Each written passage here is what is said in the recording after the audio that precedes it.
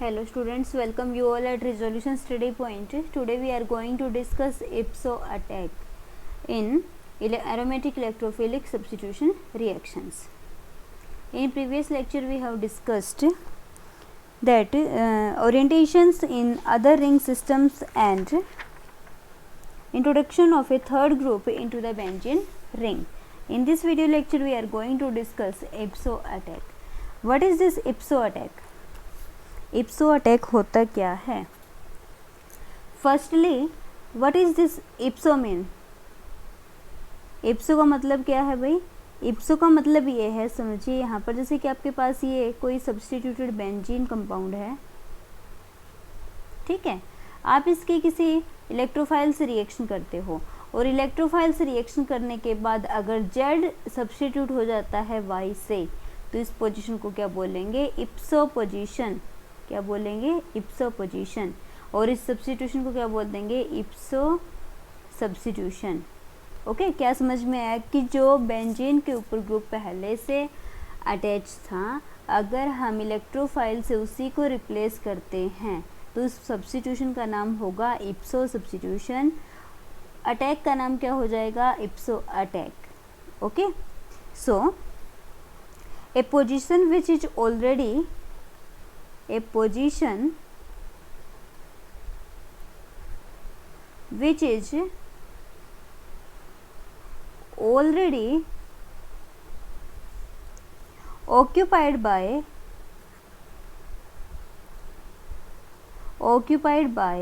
a non-hydrogen substituent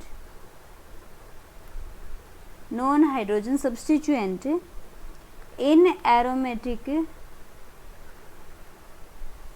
ring is called IPSO position, IPSO position। क्या मतलब है इसका? कि एरोमेटिक रिंग के अंदर अगर हाइड्रोजन को छोड़ करके कोई भी सब्स्टिट्यूएंट है और वही सब्स्टिट्यूएंट रिप्लेस होता है तो उस पोजीशन को बोलेंगे हम IPSO position. This one is IPSO position. Non hydrogen क्यों बोला है? क्योंकि हाइड्रोजन तो रिप्लेस हो सकता है ना, हाइड्रोजन के लिए तो IPSO नहीं होगा, क्योंकि हाइड्रोजन तो एक नहीं है, बहुत सारे हैं। इसमें बेंजीन रिंग के अंदर 6 हाइड्रोजन हैं।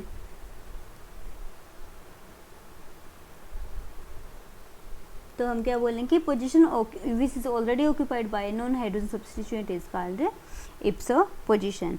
और IPSO पोजीशन के ऊपर अटैक होता है तो नाम हो जाएगा IPSO अटैक, IPSO अटैक। और रिएक्शन के अंदर अगर IPSO अटैक होता है फिर सब्स्टिट्यूशन होता है तो रिएक्शन का नाम क्या हो जाएगा? IPSO substitution. एग्जाम्पल देखिए, इसका एग्जाम्पल से समझ में आएगा। रिएक्शन देखिए, for example proto dealkylation of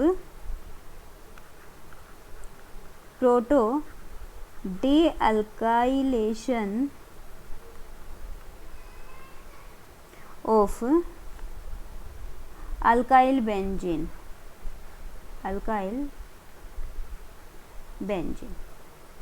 reaction क्या है? Proto means proton, dealkylation alkyl group को रिमूव करना, रिमूवल ऑफ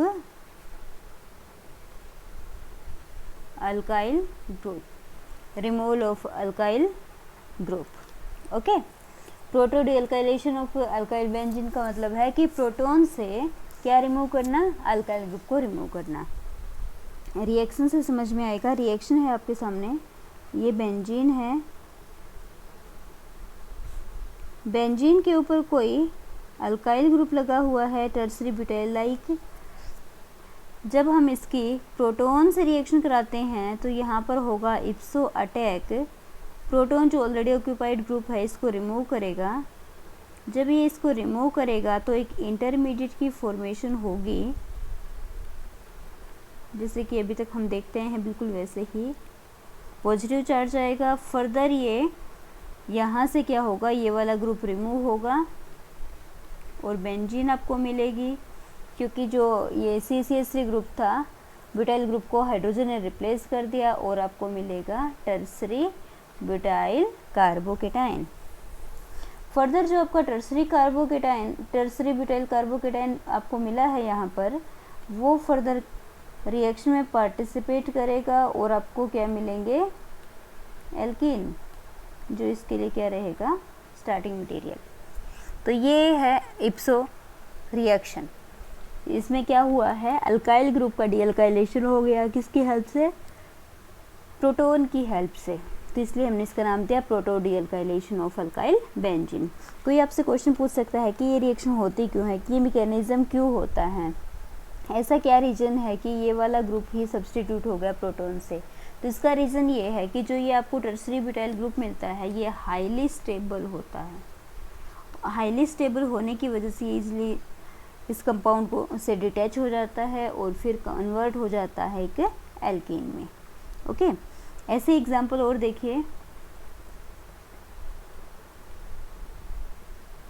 जैसे कि आपके पास है एक जाइलिन का एग्जाम्पल लेते हैं।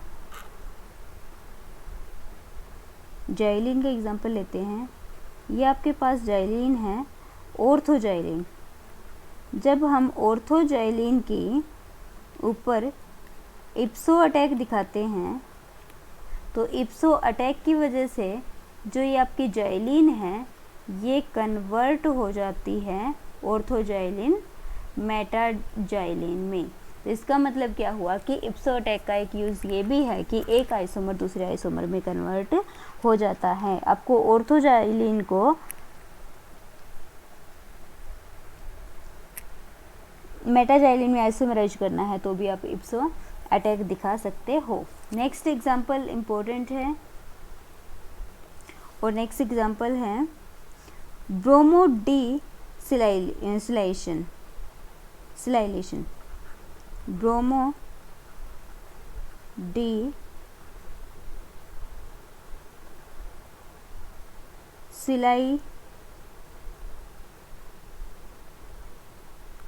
सिलिकॉन